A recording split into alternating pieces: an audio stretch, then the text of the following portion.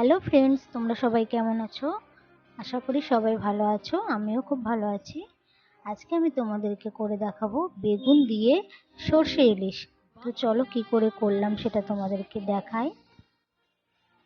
এখানে আমি 3টে মিডিয়াম সাইজের বেগুন লম্বা করে কেটে নিয়েছি। এটা ভালো মতো ধুয়ে নেব। ধুয়ে নেওয়ার পর আমি এটাতে নুন আর হলুদ মাখিয়ে নেব।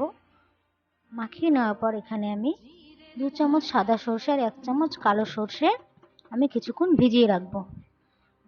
তারপর আমি এখানে 8 পিস ইলিশ নিয়েছি আর কিছুটা ইলিশ মাছের তেলও রয়েছে, দেখতে পাচ্ছ। এটাকে আমি নুন হলুদ দিয়ে মাখিয়ে নেব আর দিয়ে দেব সামান্য একটু কাঁচা সর্ষের তেল।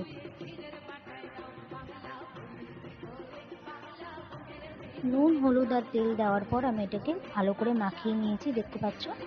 এবার আমি সর্ষে ভিজিয়ে রাখাগুলো মিক্সির মধ্যে দিয়ে দেবো আর দিয়ে দেবো 5-6টা মতো কাঁচা লঙ্কা আর দিয়ে দেবো কিছুটা পরিমাণ জল।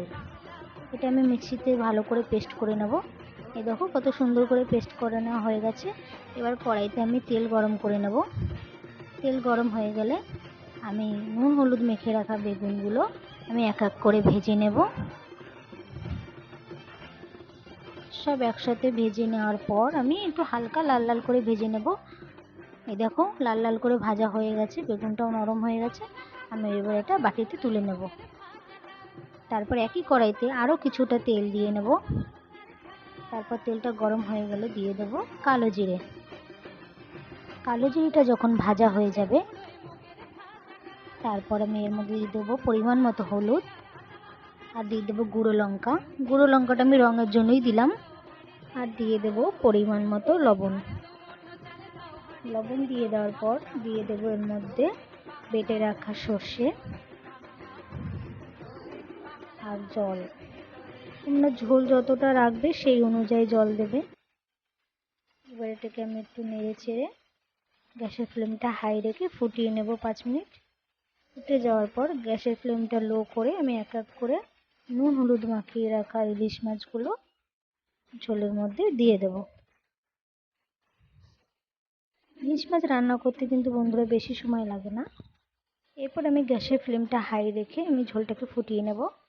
ঝোলটা ফুটে যাওয়ার পর আমি এর মধ্যে ভেজে রাখা বেগুনগুলো এক এক করে দিয়ে দেব। বেগুনটা দিয়ে আলতো করে নেড়ে চেড়ে নেব যাতে মাছগুলো ভেঙে না যায়।